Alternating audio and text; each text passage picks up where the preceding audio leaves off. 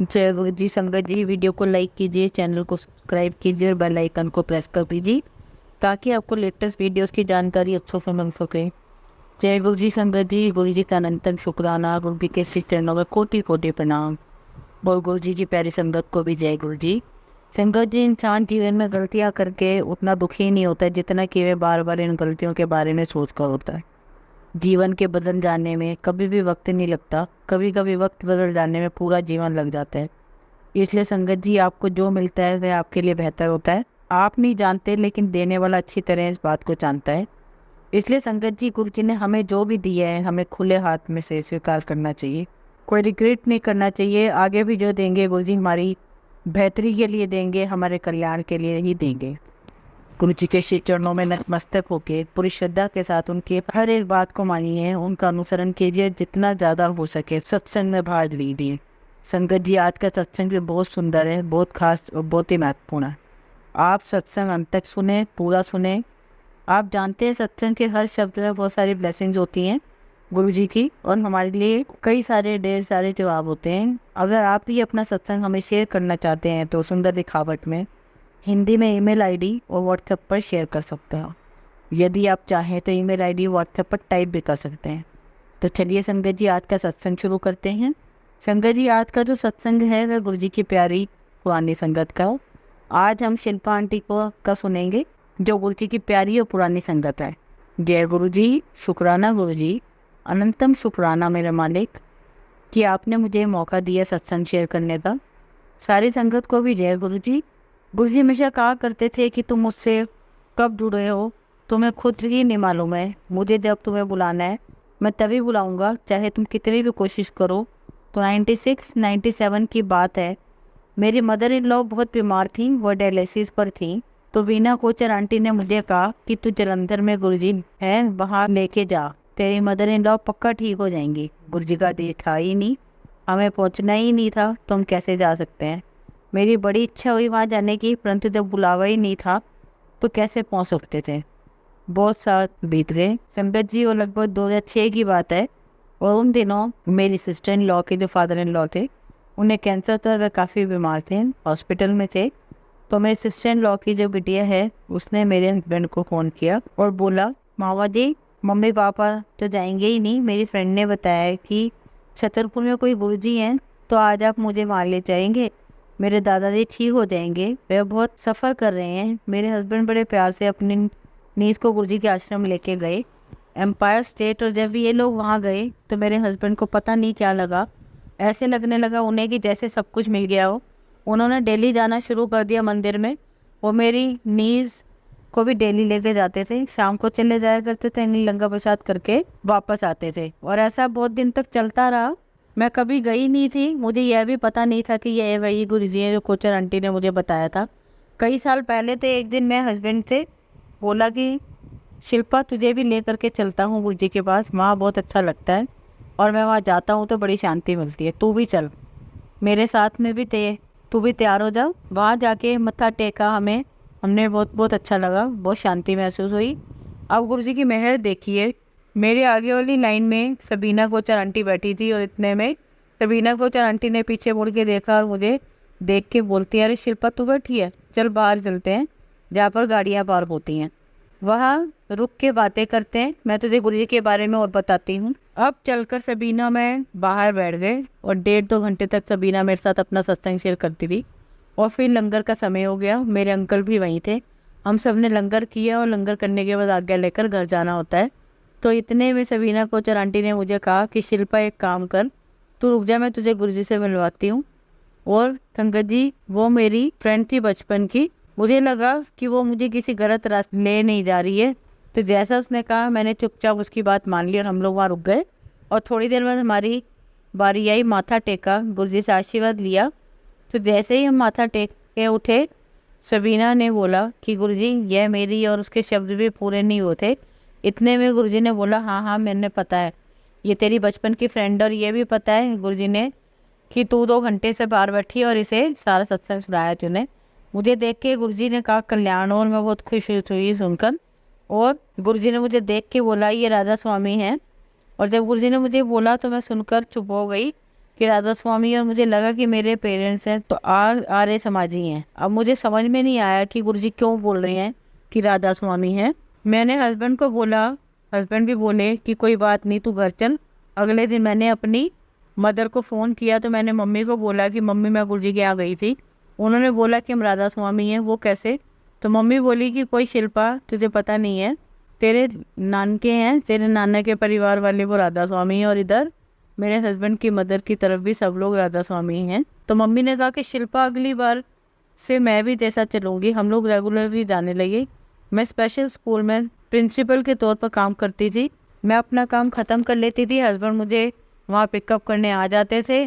वहाँ से हम सीधे गुरुजी के पास जाया करते थे। मुश्किल से हफ्ते 2 हफ्ते ही बीते होंगे। एक बार जब हम लोग लंगर लेके आगे लेने के लिए लाइन में लगे हुए थे कि बिटिया मेरी लेडी श्री राम कॉलेज में पढ़ा करती थी और उसने बहुत समय से जिद कर रखी थी बाहर जाके पढ़ने की। हस्बैंड का कुछ खास काम नहीं था और मेरी जो प्रिंसिपल की जॉब थी उसमें भी कोई खास सैलरी थी नहीं, और इतनी कम सैलरी में बच्चे को यूरोप भेजना बड़ा मुश्किल था। लेकिन गुरुजी ने क्या सोचा था मुझे नहीं पता। तो जब बिटिया का फ़ोन आया तो मुझे कहने लगी कि मम्मी मुझे एडमिशन मिल गया है उस यूनिवर्सिटी में। तो कहने लगी कि मम्मी हम लोग जब वीडियो कॉन्फ्रेंस में देख रहे थे तो एक फ्रेंच यूनिवर्सिटी में तो मुझे वहाँ से कॉल आया कि सुहानी अरोड़ा आपका सिलेक्शन हो गया है। मैं भी बहुत खुश हुई। मैं गुरुजी के पास गई, माथा टेका और बोला, मैंने कहा गुरुजी थैंक यू। तो गुरुजी कहते हैं कि पता है तेरी बेटी का एडमिशन हो गया, जय ऐश कर। And again it is a very big surprise. और मैं सोच में पड़ गई कि गुरुजी को कैसे पता है कि मेरी बेटी का एडमिशन हो गया। मत्था टेका, बाहर निकल गई सारे रास्ते, सोचती रही कि फ़ीस कहाँ से आएगी, पैसे कहाँ से आएंगे। ऐसे ही सोचते सोचते कुछ दिन निकल गए। एक दिन ऐसे ही फिर से हुआ कि हम लंगर करके बाहर निकले। बिटिया का फिर फ़ोन आया, कहने लगी मम्मा ऑल ओवर वर्ल्ड में केवल 7 बच्चे स्कॉलरशिप के लिए सिलेक्ट हुए हैं और मम्मा मैं स्कॉलरशिप के लिए बैठी थी और मुझे स्कॉलरशिप मिल गई। और वो फ्रेंच यूनिवर्सिटी की स्कॉलरशिप थी जिसमें उसका वहाँ रहना, खाना पीना, जाना सब कुछ उसमें शामिल था। बस हमें शुरुआत के कुछ 2-3 लाख जमा करने थे, बाकी सारी फीस इसकी फ्री थी। उसका 2 साल का प्रोग्राम था, लेकिन 1 साल इंटर्नशिप उसको पेरिस में ही करनी थी। बड़े खुश हुए, गुरुजी का आशीर्वाद लिया, मत्था टेका। मैं आपको बता नहीं सकती संगत जी हम उस वक्त कितने खुश थे। जब मेरी बिटिया का जन्म हुआ तो उसके नाम पर हमने कुछ एफडी की हुई थी, तो वो एफडी तोड़ी, उसके पैसे हमने जमा किए और कुछ देना नहीं पड़ा और बड़े आराम से वह चली गई। और मेरी बिटिया के जाने से पहले ही गुरुजी ने थोड़े समय पहले ही समाधि ले ली थी। जब गुरुजी ने समाधि ली तो उन दिनों मुझे सुखी आंटी मिली थी। सुखी आंटी जो है वह लंदन में ही रहती हैं और जब उन्हें पता चला कि गुरुजी ने समाधि ले ली है तो वह आई हुई थी। वो मुझे सारे अपने एक्सपीरियंस सुनाने लगी और आंटी ने मुझे बताया मेरे पास गुरुजी की फ़ोटो है। तो मैंने कहा कि आंटी आपके पास गुरुजी की फ़ोटो है तो आप मुझे भी दे दीजिए। तो मुझे कहने लगी कि तुम्हें कितनी चाहिए, क्योंकि उनके हाथ में पूरा पैकेट भरा हुआ था। तो मैंने कहा आंटी को दे दीजिए। और जो छोटी एक पासपोर्ट साइज़ फ़ोटो होती है उन्होंने मुझे वो दे दी। सुखी आंटी से ये 2 फोटोग्राफ लेकर मैं मंदिर से निकली, हाथ में पकड़े हुए थी ये 2 फोटोग्राफ। और मंदिर से लेके छतरपुर के बीच तक तो टिवोली गार्डन आता है और उसी बीच में मैंने फ़ोटोग्राफ निकाली। तो मैंने देखा कि फ़ोटो में से फ़ोटो 2 से 3 बन गई है और 3 कैसे बनी मुझे नहीं पता। तो मैंने एक फ़ोटोग्राफ अपनी बिटिया को दे दिया क्योंकि वो जाने वाली थी। मैंने सोचा कि गुरुजी ने ही उसे इतनी दूर पहुँचाया है तो ध्यान भी वही रखेंगे। और एक फ़ोटोग्राफ मैंने अपनी मदर के लिए ले ली और तीसरी फ़ोटोग्राफ मैंने अपने पास बहुत अच्छे से संभाल कर रख ली। और थोड़े दिनों के बाद मैं उस फोटोग्राफ को लेमिनेशन के लिए लेके गई और जब मैंने लेमिनेशन कराया तो अंकल ने मुझे बताया आंटी लेमिनेशन तो हो गया है, लेकिन ये जो कलर हैं फ़ोटोग्राफ के वो सारे मर्ज हो गए हैं। I am very sorry. और जब मैंने फ़ोटोग्राफ देखा तो मैं बहुत खुश हुई क्योंकि कलर फैले नहीं थे, बहुत सारे ओम आ गए थे। गुरुजी के माथे पर ओम था, उनके हाथों के नीचे ओम था। जैसे वह संभल करके उस फोटोग्राफ को अपने लॉकर में रख लिया है। गुरुजी के महासमाधि के दिन भी गुरुजी के बर्थडे का फंक्शन था तो मैं फ़ोटोग्राफ निकाल के अपने साथ था, तो मैं फ़ोटोग्राफ निकाल के अपने साथ लेके जा रही थी। तो जैसे ही मैंने लॉकर में से फ़ोटोग्राफ निकाला, उस फोटोग्राफ में हाथ के नीचे जो ओम बना हुआ था वहाँ पर एक न्यू बॉर्न बेबी का प्रिंट आई हुई थी। ऐसे लग रहा था जैसे गुरुजी ने अपने बच्चे को किसी को ब्लेस किया है। मैं बहुत खुश हुई, अपने साथ वो फोटोग्राफ ले गई, मंदिर ले गई गुरुजी की कुर्सी के पास। मैंने उस फोटोग्राफ को ब्लेसिंग दिलवाई। उसके बाद मैं चली गई बिटिया को लेके कि पेरिस, वहाँ उसकी एडमिशन। उस दौरान मैं अंकल गुरुजी के मंदिर गए हम, पास स्टेट और गुरु जी की संगत जी। गुरु जी की ही समाधि लेने से पहले गुरु जी महाराज ने एक बार मुझे कहा था, आंटी आप हर दिन आते हो तो आप सिर्फ सैटरडे के दिन आना। तो मैं मान गई गुरु जी की बात, और मेरे अंकल वहाँ पर थर्सडे के दिन गए। वो क्यों आए मुझे पता नहीं। जब उन्होंने लंगर लिया और लंगर करके ही वापस आ रहे थे, तो हमारे पास एक गाड़ी थी, इसमें सीएनजी फिटेड थी। तो ये लोग रास्ते से ही वापस आ गए। मेरे हस्बैंड थे और उनके अंकल थे, साथ में मेरे ब्रदर इन लॉ भी बैठे हुए थे। अब ये लोग वापस अंगा प्रसाद करने के बाद घर आ गए। जब उनकी गाड़ी रजौरी गार्डन की रेड लाइट के पास रुकी, सामने ही गुरुद्वारा है। जो हुआ क्या संगत जी, कि उनकी गाड़ी थर्ड लाइन में और संगत जी पीछे से एक ट्रक आया और उस ट्रक के साथ उनका बहुत बड़ा एक्सीडेंट हुआ। उस ट्रक के पीछे से इनको टक्कर मारी और बहुत स्पीड से वो ट्रक आ रहा था, करीब 110 की स्पीड से आ रहा था। हमारी जो गाड़ी है संगत जी वो बिल्कुल क्रैश हो गई। संगत जी पूरी गाड़ी क्रैश हो गई, सैंडविच बन गई। और जो आसपास लोगों ने उस एक्सीडेंट को देखा तो यही सोच रहे थे कि जो भी इस कार के अंदर होगा वह निश्चित कोई नहीं बचेगा। लेकिन गुरु जी की मेहर है, गुरु जी का लंगर प्रसाद करके आए थे। तो गुरु जी हमेशा कहा भी करते थे कि मेरे पास आओगे तो मैं तुम्हें घर भी ठीक ठाक ही पहुँचाऊँगा। अब उस क्रश गाड़ी में मेरे अंकल, मेरे ब्रदर इन लॉ दरवाज़ा खोल के बाहर निकले। उनको कहीं भी कोई स्क्रैच नहीं, ठीक ठाक कंडीशन में बाहर निकले। और ये लोग तीनों आराम से घर से निकले। और इनमें से किसी ने मुझे बताया कि नहीं, है सोचकर कि मैं बहुत परेशान हो जाऊंगी, तकलीफ़ होगी। और जब मैं वापस आई तो मैंने वो गाड़ी पुलिस स्टेशन में देखी। मुझे गाड़ी को देख के लगा कि जैसे किसी गाड़ी को डंप कर दिया गया हो, वैसी ही लग रही थी वो गाड़ी। पूरे तरीके से ख़त्म हो चुकी थी, लेकिन मेरे अंकल बिल्कुल परफेक्ट खड़े थे। गुरु जी की मेहर थी। टाइम बीतता गया संगत जी, कुछ साल बीते और मेरे फादर इन लॉ को कैंसर हो गया, थ्रोट कैंसर। ना वो स्मोक करते थे, ना करनाल, सिगरेट कुछ भी नहीं लेते थे, इवन वो ड्रिंक भी नहीं करते थे। तो उन्हें थ्रोट कैंसर कैसे हुआ नहीं मालूम। जनवरी का समय था, घर के पास के हॉस्पिटल में उन्हें एडमिट किया हुआ था और काफ़ी दिन तक वो हॉस्पिटल में रहे फुली। डॉक्टर ने जवाब दे दिया, अब हम इनका कुछ भी नहीं कर पाएंगे, अब इन्हें घर ले जाइए या आप जो मर्जी चाहे वो करें, लेकिन यहाँ से ले जाइए, क्योंकि अब हम कुछ भी नहीं कर सकते। बेटे के बोर्ड एग्ज़ाम थे, मेरे घर का काम था, स्कूल का काम। बहुत मुश्किल समय बाहर निकलता गया। और जब हमें डॉक्टर ने मना कर दिया अब आप यहाँ से ले जाइए, तो दिल्ली के हार्ट एंड लंग इंस्टीट्यूट के जो डॉक्टर, उनकी बात मेरे हस्बैंड से हुई। तो उन्होंने कहा कि आप है ना इनको सारे हॉस्पिटल ले जाइए, हम इनका ट्रीटमेंट वहीं करेंगे। अगले दिन वहाँ से एम्बुलेंस आई और हमने वहाँ पर हार्ट और लंग जो इंस्टीट्यूट था एडमिट करवा दिया। जब हम हॉस्पिटल पहुँचे वहाँ पे तो फॉर्मेलिटीज़ चल रही थी। एक फॉर्म साइन कराया गया जाता है कि अगर पेरेंट्स को कुछ हो जाता है तो हमारी जिम्मेदारी है। तो सारी फॉर्मेलिटीज़ चल रही थी। संगत जी उसी समय गुलाब की खुशबू इतनी तेज़ आने लगी, ऐसे लग रहा था वहीं आसपास कहीं बहुत सारे गुलाब रखे हैं। मैं समझ गई कि मेरे गुरुजी मेरे साथ में हैं और बाबूजी को कुछ भी नहीं होगा। वहाँ पर पता चला कि 4th स्टेज का कैंसर है। फिर राजीव गांधी इंस्टीट्यूट में इनका इलाज चला। 4 साल उन्होंने कैंसर के साथ निकाले। गुरुजी की इतनी मेहर रही कि मेरे फादर इन लॉ को कुछ भी नहीं पता चला, कोई तकलीफ भी कुछ भी नहीं। जैसे कीमो के बाद हेयर फॉल होता है बॉडी में, कैसे होती है, ऐसा कोई सिस्टम मेरे फादर इन लॉ में नज़र नहीं आया। तो इस प्रकार से गुरुजी की बहुत कृपा रही। इस प्रकार से गुरुजी की कृपा ऐसे ही बनी रही। उन्होंने फादर इन लॉ को पूरे तरीके से ठीक कर दिया। संगत जी गुरुजी का अनंतम ब्लेसिंग्स हैं, कई सारी ब्लेसिंग्स हैं, कई सारे सत्संग हैं। आगे जब भी गुरुजी मौका देंगे मैं अपना सत्संग ज़रूर शेयर करूँगी। अभी मैं अपनी वाणी को यहीं विराम देती हूँ। जय गुरु जी, शुक्राना गुरु जी। संगत जी अब हम अगला सत्संग रूपा आंटी का सुनेंगे, जो गुरु जी की प्यारी और पुरानी संगत है। जय गुरु जी, शुक्राना गुरु जी, सारी संगत को नमस्ते। संगत जी एक्चुअली मेरी जर्नी गुरु जी के साथ बहुत साल पहले स्टार्ट हो गई थी।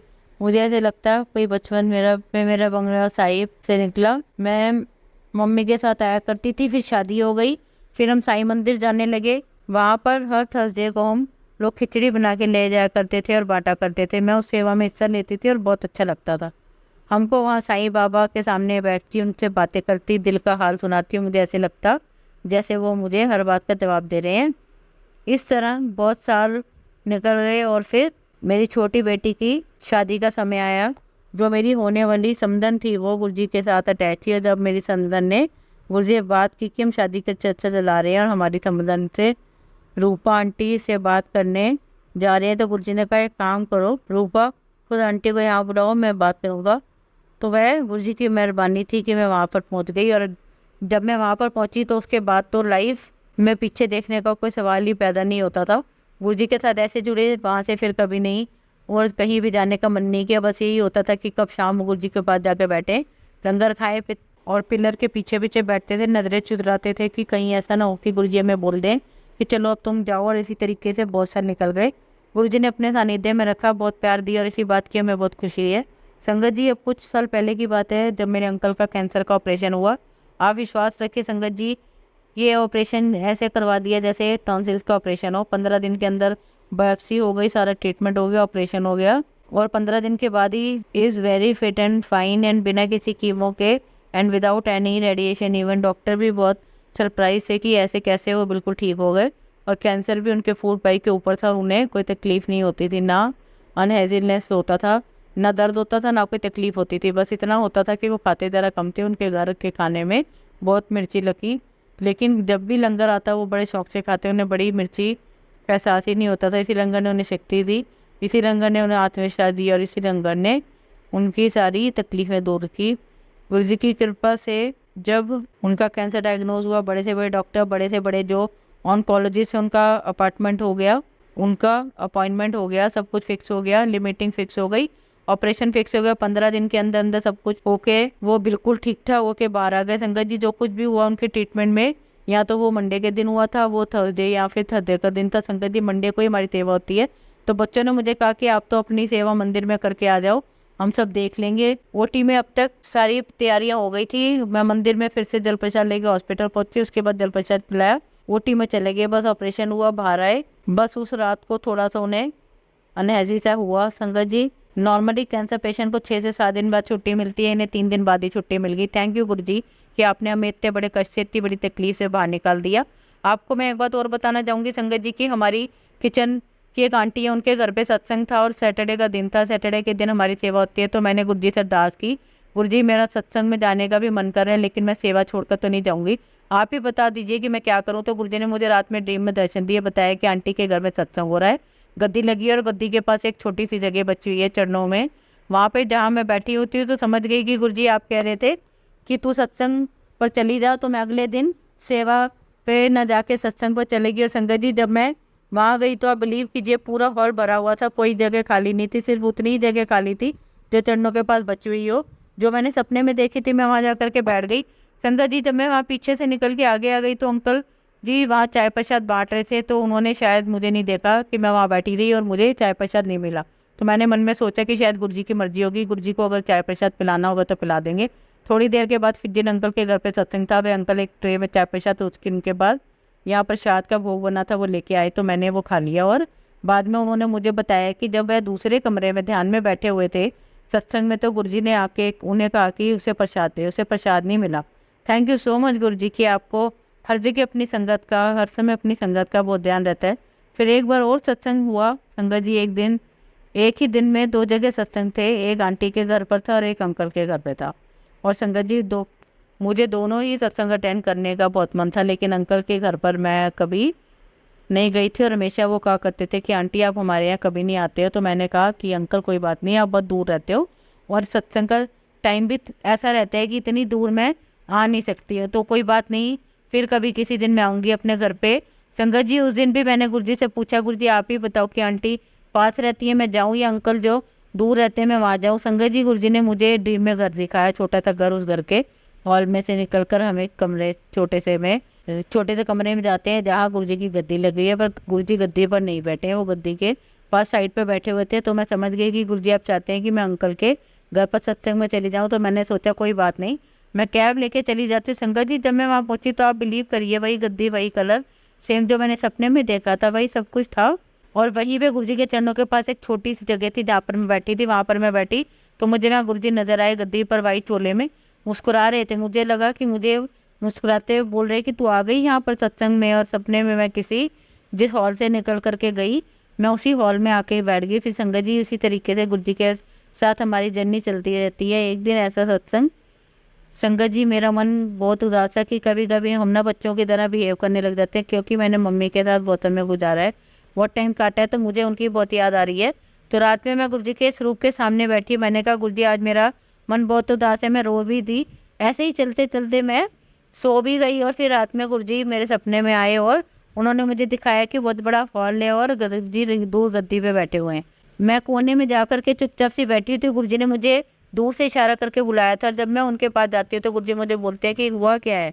तो मैंने कहा कि नहीं गुरुजी, आज मन तो बहुत उदास है, मुझे ना एक हग चाहिए। इतने में गुरुजी गद्दी से खड़े हो गए, कहते हैं चंगा फिर आजा जप्पी ले पा ले। मैंने इतनी कस के उनको जप्पी डाली बहुत समय, बहुत कस के, और मैं बहुत रोती रही और उनको मैंने छोड़ा ही नहीं। ऐसे ही एक बार गुरुजी ने मुझे दूसरे अपार्टमेंट में शिफ्ट करने के लिए बोला, तो वो मुझे अपार्टमेंट है जिसे उन्होंने ख़रीदा था।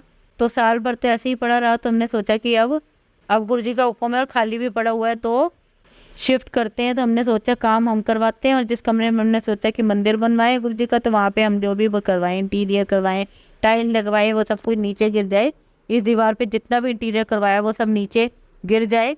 और तो हमने गुरुजी से बोला कि गुरुजी अब क्या करें, कैसे हम यहाँ पर शिफ्ट होंगे। तो फिर गुरुजी ने हमें दिखाया कि वहाँ पर बैठना चाहते हैं, उनका स्वरूप लगाना है। उसके बाद जब हम चीज़ फाइनल हो गई, अपार्टमेंट का काम भी शुरू हुआ, ख़त्म भी हो गया और लोगों ने शिफ्ट कर लिया। यह गुरु पूरब का दिन था। और उसके बाद फिर न्यू ईयर आया। हमारा बेटा संजय जी हमारे अपार्टमेंट के सामने वाले अपार्टमेंट में रहता था। उसके घर पर हम लोग एक न्यू ईयर की पार्टी मना रहे थे, डिनर कर रहे थे। वहाँ पर सभी लोग कोई ना कोई किसी को गिफ्ट दे रहा था, कोई फूल दे रहा था, यह सारा सिलसिला चल रहा था। तो गुरुजी की से मेरी बेटी ने कहा कि गुरुजी हमारे न्यू ईयर की गिफ्ट हैं, आपने तो मुझे कोई गिफ्ट नहीं दिया है। कोई बात नहीं, आप आए हो गए हो।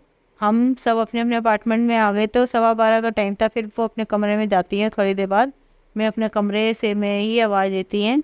थोड़ी देर बाद ही वो अपने कमरे में से आवाज़ मारती है, मुझे बोलती है मम्मा आप यहाँ पर आओ। तो मुझे लगा पता नहीं क्या हुआ, क्यों बुला रही है मुझे। तो कहती कि देखो यहाँ क्या कर रहे हैं। कैसे ही हमने लाइट ऑन करी तो हमने देखा कि पूरे दीवार पर स्वरूप में अमृत वर्षा हो रही है। गुरुजी ने दिखा दिया, मैंने तुम्हें अपार्टमेंट में शिफ्ट भी कर दिया है, न्यू ईयर का गिफ्ट भी दे दिया, जाओ ऐश करो। गुरुजी हमेशा यही कहा करते थे कि जाओ ऐश करो, ऐसे करो, ऐसे नहीं है। संगत जी हमारी लाइफ में कोई डेड टाइम नहीं आया, कोई संघर्ष टाइम ज़रा भी भरा नहीं है। लेकिन उस समय भी हमें ऐसे लगा कि गुरुजी दीवार बनकर खड़े हैं, कभी गिरने नहीं देंगे हमें। तो न्यू ईयर हम लोगों ने गुरुजी वाले के पूर्व वाले सत्संग का प्लान कर रहे थे। हम लोग सुसाइड कर रहे थे कि कैसे क्या करना है, डिसाइड कर रहे थे क्या करना है, क्या लंगर करना है, ये सारे अरेंजमेंट में हम बातें कर रहे थे। लेकिन संगत जी जो भी हम लिस्ट बना रहे थे वो पूरे नहीं हो पा रही थी। अभी भी कुछ ना कुछ कभी कुछ रह जाए। तो गुरुजी ने हमें डॉक्टर को ड्रीम में दर्शन दे के कहा छोटा सत्संग रखना है, ज़्यादा लोगों को नहीं बुलाना है, सिर्फ फैमिली सत्संग करना है। तब तो हम फैमिली सत्संग ही करते आ रहे हैं संगत जी, हर महीने सत्संग होता है और फैमिली सत्संग ही होता है। थैंक यू सो मच गुरुजी की, आप सारी संगत का कितना ध्यान रखते हो, कितना प्यार करते हो। लख लख शुक्राना गुरुजी। गुरुजी का एक बार नहीं 100 बार शुक्राना। एक बार संगत जी मैं मार्केट में खड़ी थी, एक शॉप में थी, कुछ सामान खरीद रही थी और सब मुझे ऐसे लगा जैसे किसी ने मुझे पीछे से धक्का मार दिया। नॉर्मली हम लोग लाइन में खड़े रहते हो तो कोई हमें पीछे से धक्का देते हैं और आगे बढ़ रहे हो तो हमें पीछे से धक्का देते हैं आगे बढ़ने के लिए। मुझे ऐसे लगा किसी ने मुझे पीछे से धक्का दिया, मैं 2 कदम आगे हो गई। है सब इतनी जल्दी हुआ कि मैं खुद बाद में सोच रही हूँ कि हुआ क्या है मेरे साथ। तो जो शॉपकीपर है उसकी वॉल क्लॉक एकदम से नीचे गिरी और मेरे पैरों के पास आकर के गिर गया, चूचर हो गई। और शॉपकीपर डर गया, मेरे पास आया कि आंटी आपको कहीं लगी तो नहीं। मैंने कहा नहीं कुछ नहीं हुआ है, मुझे तो मैं ठीक हूँ। मैंने पीछे देखा कि कोई है तो मुझे पीछे कोई नजर नहीं आया। मैं समझ गई कि गुरुजी की सिवा हमें कोई बचा सकते हैं। और फिर मैं वहाँ पर शॉपकीपर से बात करने लगी तो मेरे कानों में ऐसी आवाज़ आने लगी कि निकल यहाँ से, निकल यहाँ से। तो मैंने शॉपकीपर अंकल को बोला कि अंकल ठीक है, मैं बिल्कुल ठीक हूँ, मुझे कुछ नहीं हुआ है और अब मैं जा रही हूँ। और मैं गाड़ी में जाके बैठ गई। बहुत देर तक मैं गाड़ी में रोती रही। मैं इसलिए भी रोती रही कि गुरुजी को थैंक यू बोल रही हूँ कि गुरुजी थैंक यू सो मच। आप घर पर भी साथ ही हो, आप मार्केट में भी साथ हो, आप हर वेले साथ हो। मैं आपका कहाँ का शुक्राना करूँ। आप बच्चों के साथ हमेशा रहते हो। बस में हाथ जोड़ के गुरुजी हमें, अब मैं अपनी वाणी को यहीं पे विराम देती हूँ। लख लख शुक्राना गुरुजी हमारा हाथ थामने के लिए, हर पल हमारा साथ देने के लिए। जय गुरुजी, शुक्राना गुरुजी। संगत जी हमेशा की तरह हम सत्संग का अंत एक बहुत ही खूबसूरत कहानी से करेंगे। किसी नगर में एक वैद्य रहते थे, उनका व्यवहार वेद कुशल और विनम्र था, इसलिए वे उस पूरे इलाके में बहुत इज्जत भी पाते थे। चिकित्सा आश्रम में भी रोगियों का इलाज करते थे। एक बार एक सेठ अपने बच्चे को दिखाने उस वैद्य के पास पहुंचा। बच्चे को देखने के बाद वैद्य ने एक पुड़िया दवा दी और पुर्जे पर आगे चलने वाली दवा लिख दी। सेठ ने वैद्य से कहा, पूछा क्या फीस देनी है। वैद्य ने कहा, आप मुझे 100 सोने की अशर्फियाँ दे दी। ये बात वहाँ बैठा मरीज सुन रहा था। जो बेहद गरीब था उसने सोचा कि इतनी फीस मैं कैसे दे पाऊंगा, ये सोचकर चुपचाप उठकर जाने लगा। वैद्य ने उससे पूछा तो उसने सारी बात बता दी। तो वैद्य ने कहा, तुम यहीं बैठो, तुम्हारा इलाज मुफ्त में होगा, जब तुम ठीक हो जाओगे तब आश्रम जाके दूसरों की सेवा कर देना। यह बात सुनकर सेठ मन ही मन क्रोधित हो गया। सेठ को वैद्य को बोला, वैद्य जी आप तो बहुत घटिया इंसान है, मेरा पैसा देकर आपको लालच आ गया और मुझे इतनी बड़ी रकम आप मांग बैठे, जबकि इसका इलाज आपने मुफ्त में ही कर दिया। मुझे आपसे ऐसी उम्मीद नहीं थी। वैद्य मुस्कुराते हुए बोले, नहीं सेठ जी ऐसी बात नहीं है। दरअसल मेरे आश्रम में को चलाने के लिए मुझे 2 चीज़ों की आवश्यकता होती है, धन और सेवा। जिस व्यक्ति के पास जो चीज़ होती है मैं वही मांगता हूँ। आपके पास धन है तो मैं आपसे धन मांग लूंगा, उस व्यक्ति के पास धन नहीं है, इसलिए ठीक होकर यह मेरे आश्रम में अपनी सेवा प्रदान करेगा। सेठ जी को वैद्य की बात सुनकर सुन रह गए। उन्होंने वैद्य से कहा, मुझे माफ़ कर दीजिए वैद्य जी, मैं बगैर आपका बवर समझे हुए किसी गलत निष्कर्ष पर पहुंच गया था। ये भूल गया था कि आप जैसा व्यक्ति यदि कुछ कर सकता है तो निश्चित ही उसका कोई विशेष कारण रहा होगा। यह कहते हुए सेठ ने वैद्य जी की हथेली पर सोने की शेर रख दी। मुस्कुराते हुए अपने घर की तरफ चल दिया। संगत जी, इस कहानी से क्या शिक्षा मिलती है? इस कहानी से शिक्षा मिलती है यदि हमें अपने जीवन में शांति और प्रगति चाहिए तो हमें दूसरों के प्रति या प्रतिक्रिया करने से पहले उनकी एक बार समीक्षा जरूर करनी चाहिए। हमें दूसरों के निर्णय पर तुरंत जवाब नहीं देना है, हमें पूरा धैर्य के साथ उस सिचुएशन को समझना है, उसे आत्मसम्मान पूरा देना है, तब आपकी कोई प्रतिक्रिया हमें चाहिए। जय गुरु जी, शुक्राना गुरु जी। संगत जी, अगर आपको आज का सत्संग अच्छा लगा हो तो आप इस सत्संग को और संगत के साथ जरूर साझा करें, जिसे वो भी महाराज का दिव्य आशीर्वाद प्राप्त कर सकें। जय गुरु जी, शुक्राना गुरु जी।